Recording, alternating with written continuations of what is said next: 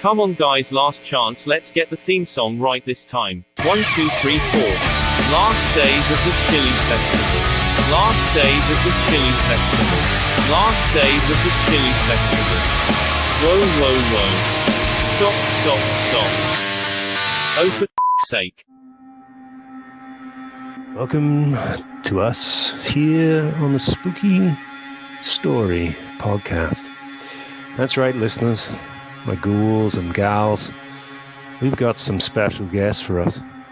Now, I just want to say to all my patrons out there, I know I promised to send you life casts of my entire body in skeletal form, but I'm afraid there's been some shipping issues from China at the minute. So I'm just going to send you a Polaroid of my ear. Okay, there you go. Should be with you in about 2 to 3 years. So it's me, Tristan Blicks. And as I said, I've got quite the guest for us today. That's right. It's Ed and Lorraine Warren. Join us in the studio. Ed, it is a pleasure to meet you, sir. How are you today? I'm doing just fine. And how about you? Before we get to that, I'm contractually obliged to mention Rick's spooky toilet paper, available wherever it's sold. Rick's toilet paper really gets the That's my wife, Lorraine. Oh, Lorraine, lovely to meet you. Honestly, I am a massive fan. I've read all of your books. Even my poetry ones. Well, I want to talk about your poetry ones towards the end of this show, because I think... What about my children's story? You read them too? Like I said, every single book. Lorraine, anything you've ever written. What even about her diary? I've read the diary. Ed, you should be ashamed of yourself. I am. Yes. I've not led a good life.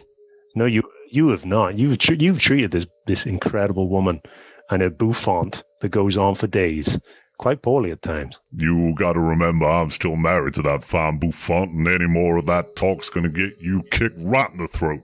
Ed, calm down. Ed Warren. Ed, calm down. It's Okay. I apologize. Tristan's a friend. He said he liked my books. Tristan Blicks loves you bits. All right. So let's start where you both started. Okay. Let's go way back. Tell me about your first experience with the supernatural. Lorraine, could you lead for us? I know everything about this. I read the diary and your 3 biographies. But go on for the listener. So it happened back when we were both in community college. We were walking around the dormitory.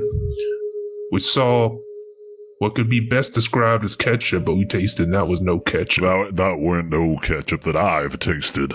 There weren't no ketchup. It tasted just like the Bloods. It tasted bad. Real bad. Real bad. And then, you wouldn't believe it. Go on, please. Pipes. Everywhere. So many pipes. Like too many pipes for a normal dormitory. It was like, what are these pipes doing here? Haunted pipes? It's hard to tell with pipes because in their normal state of being, they are stationary. And as you know, all ghosts are also stationary, so it's hard to tell. That's right. Can I just stop you there? Ed, you saying all ghosts are stationary, that there's no movement in the ghost? I thought you were an expert. You said you read all the books. We talk about it all the time. Ghosts don't move. That's why they stay in your house. That's why the book's called Ghosts Don't Move.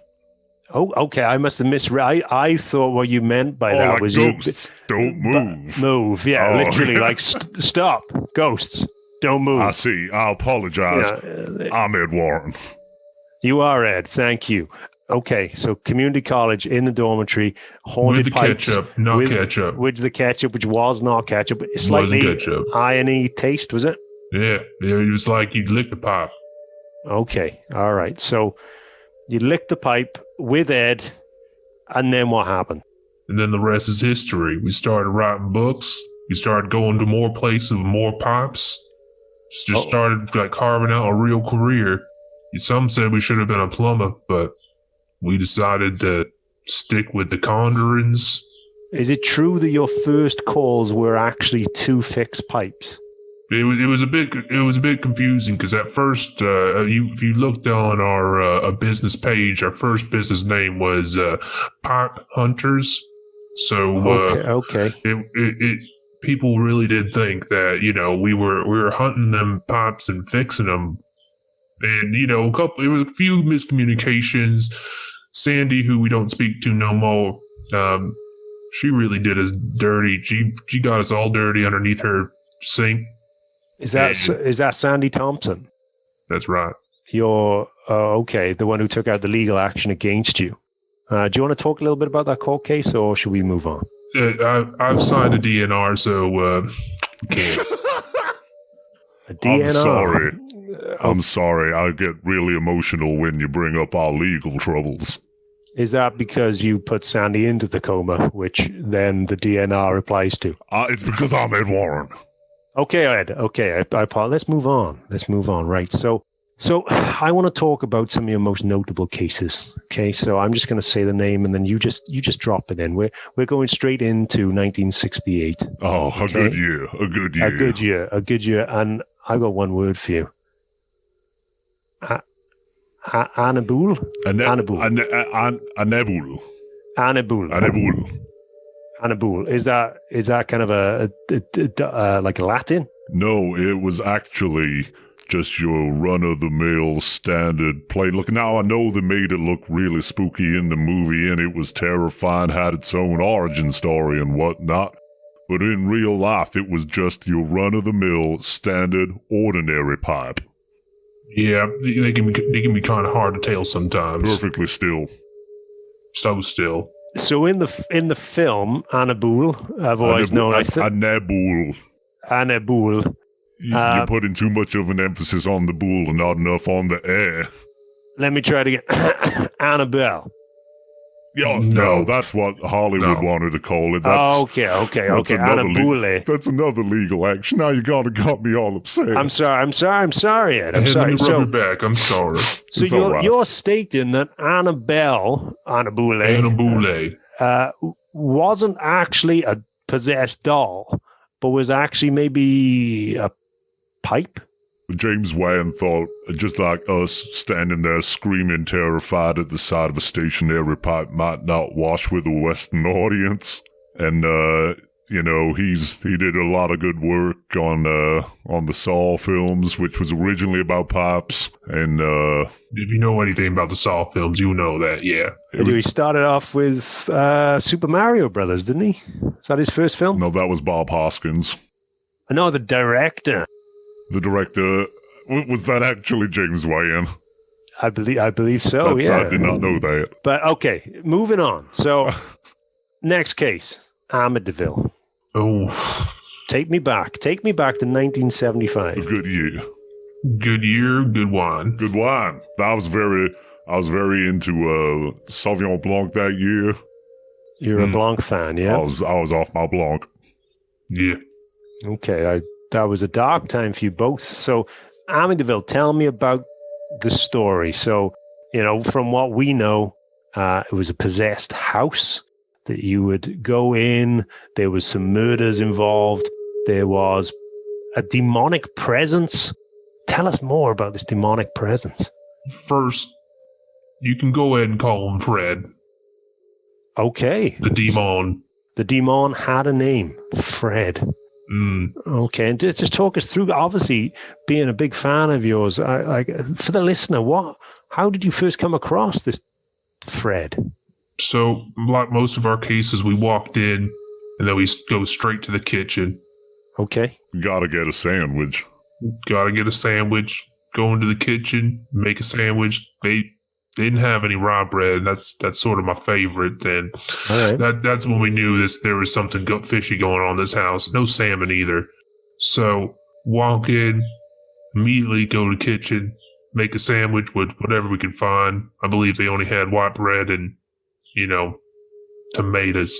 Oh, that's my least favorite sandwich. I got real mad. He got real mad, and then he hit his hand on the wall. Not like a fist, but kind of like a paw. Yeah, he pawed the wall, and then that's when we thought we saw it. But that turned out just to be a pop. Yeah, that one was actually just a pop. There was no ghost in that pop. There was no ghost in that pop. But what about the demonic possession? What about the murder? Fred? The pipe. No, right. I think you're getting confused now. I apologize. I am getting confused. Please. Fred was a demon who possessed the guy who made him do all the murders, and then all the ghosts of the murder victims were, possessing people and killing people. Okay. But when we had the tomato sandwich, we thought we saw a pop, but it was just a pop. It was just a pop. You get it now? I don't think he understands. I don't think he gets it. They're two separate events. Yeah. Okay, so let's talk about... You said at the very beginning, so we walked in. I don't know what you don't get about this. So we walked in. We go straight to the kitchen. Okay. They didn't have any rye bread. All they had was white. I'm still so mad. So, white bread. Tomato sandwich. Urgh. Not even a toaster. I was like, I want this toasted. He didn't even toast it. And then he put his paw on the wall. Paw on the wall. Okay. Right next to what we thought might be Fred. But we didn't know he was Fred yet, but it was just a pop. It was just... So then what happened after is what I'm trying to get at. Oh, then we went upstairs. Oh, okay. Carry on. No raw bread up there either. No. We thought maybe because the house was red, figured they might have the nursery rhyme, red, raw bread, get into my house. I'm familiar with that. It's good. So finish off the nursery rhyme if you're so familiar. Let's start it again then. Red, raw bread, get into my house. If it's not downstairs, it's eaten by the mouse. Oh, that's what we didn't think. We didn't even think to even look at the mouse. There you go. Did you check for rodents? No, we found out there was no raw bread upstairs and just pretty much left. That was just day one. Then we went back for the second day. Day two. Day two, you wouldn't believe what we saw on day two. Wouldn't believe it. We walked in there. Yeah. And there he was. The owner of the house. All right. Okay. And what was that? Is that Stephen Heller, right? Stephen Heller. Hell of a fella. I used to say that to him, hit him a little bit too hard on the back. Stephen Heller. Okay. Hell of a fella. You gotta assert dominance. Ahmed Warren. He didn't like that. Every time knocked his glasses straight off his head. I was hitting him in the back of the head. Yeah. That is another court case that we've got to... No, we won't. we won't bring that up. We won't bring that up. Lorraine Okay. broke my back. Okay, here we go, Bubs. Okay, that's the back of his head, Lorraine. I don't know. That's what we always rubbed him. You stay out of our love. So you meet Stephen Heller, all right, for the first time. He had just got his grocery shop in, so luckily on day two we had raw bread. We did. Okay. And he had cucumber, my favorite sandwich. So. Oh, all right. That does sound like it. So, Fred, when did you meet Fred?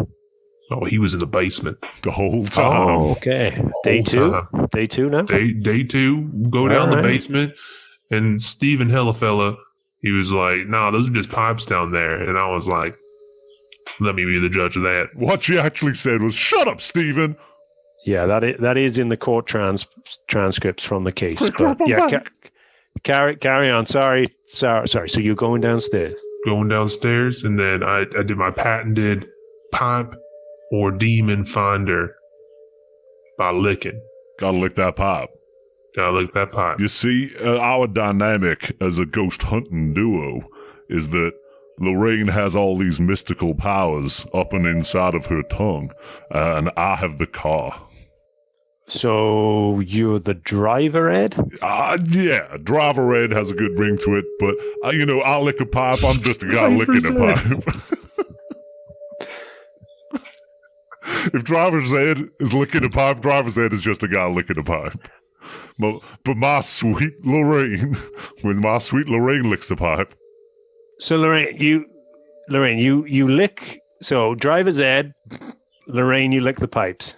Yep, I went down there and I started licking, and the first two, most certainly just pops. They had that smooth but lovely metallic taste that most pipes have. Not too sharp. Didn't cut my tongue none. Okay. And then I licked the third thing. Oh. Okay. And that you know what that tasted like? No, please tell us. White bread and tomatoes. Oh. It's like Fred was taunting my very sweet Lorraine Warren. So you managed to project the flavors of white bread and tomato. That's what he tasted like. I don't know. That's what and all demons have a specific flavor, and that's just what Fred. Okay. So and then what happened? Did it take a spectral form? What did it move around? Was there any movement? What are you? What don't you understand about ghost hunting? He was stationary, as are all spirits and demon. Okay, but goblins, what sort of goblins can move left and right, but that's about it. Just on a single plane. On a single plane. On a single plane. Okay. All right, we're getting somewhere with this. So, what did Fred look like? Please tell the listeners. You look like a pop. So, no sort of clothing or face. Why would there be a face and clothing on a pipe? Now, what I think is happening, sir, and I hope you don't mind that I'm getting a boiling and I'm getting a rocking, but this is turning into a wrestling promo and I can feel it in my veins. You are confusing my sweet Lorraine's tongue-popping powers for that of the Hollywood motion picture by famed Super Mario Brothers director James Wan, The Conjuring. We aren't just The Conjuring, we are an innocent old southern couple who just loves driving around and licking pipe. And you better start showing my sweet Lorraine some respect, or I'll see you at WrestleMania, brother. I apologize. Ed, calm down, please. You're scaring me. Rub the back of my head. I'm at Warren. Okay. I'm gonna rub it now. That's his back. Stay out of our love. Okay, I'm sorry. I'm sorry. So, what you are saying is the demon Fred. There was no sort of visible humanoid like features, but the thing that possessed these people and forced them to kill other people was a pipe. No, he was a demon. But demons look like pipes. They don't move much. Well, they don't move. I just don't understand why you don't get this. I mean, he possesses people. You haven't even got to the best part of the story of how he solved the problem. Please, I'm already beside myself with excitement. Tell me more about these pipes. So he had like a tap on him, and I just turned him off. Yeah, fuck you, Fred. Yeah, fuck you, Fred. Going around killing people. As a southern gentleman, I say that is just something that I do not abide by, is the killing of innocent folk. Now, when my sweet Lorraine, and she modestly did not tell you that she turned off that tap with her tongue. When she did that, I knew I'd married the woman of my dreams. Okay, right. So, and then the murders and everything stopped. Yeah, and then the movie came out. Okay, and then everything was all wrong, right? Yeah. I mean, it's based on a true story, but I mean, like leaving out the saucy details. Yeah, exactly. Like you based a turkey, but it doesn't mean you murdered nobody. Okay, right. I'm going to ask you now some very That's quick. going on Lorraine's gravestone. I'm just going to name some cases, and I want you rapid fire to tell me what was the outcome of this case. What did you find? What did you discover? Okay. Let's go for the Enfield poltergeist. I'll solve it. It was Pops. Pops all along. Lick them taps off and ghosts are done. Yeah, that one was interesting because they thought they had a demon, but really just had a leak. And that was your first trip to the UK, I believe. That was the first trip out of America. Yeah, I mean, they thought they were being funny. They put a leak in their closet, and they're like, they don't know nothing. And I knew that was a leak. I've seen one of them before. So you're saying it was a possessed vegetable? No, I'm not saying there was no possession there. It was just a pipe. Luckily, we had the skills to fix that leaky pipe right up quick nice, and then even had time to have our photo taken at Abbey Road. But what about the child who was seen floating in the air? That was a movie. No, children don't float in the air. Children don't float. You think it's some team cheese or something? I've got the picture here, look. It's 2 words for you there, Tristan. Photoshop. You ever heard of it? But this is back in 1977. Yeah, they had Photoshop back then. Of course What? they did. No, they did. No, they Are didn't. you saying I can access a photo from 1947 right now and Photoshop it in current times? Okay, moving on. Arnie Johnson, I hate that guy. 1981, accused of killing his landlord, Alan Bono. All right? Apparently, he was possessed by a demon. You proved this true. What was it? He had a pipe inside of him. What? He was a very kinky boy. What? Yep.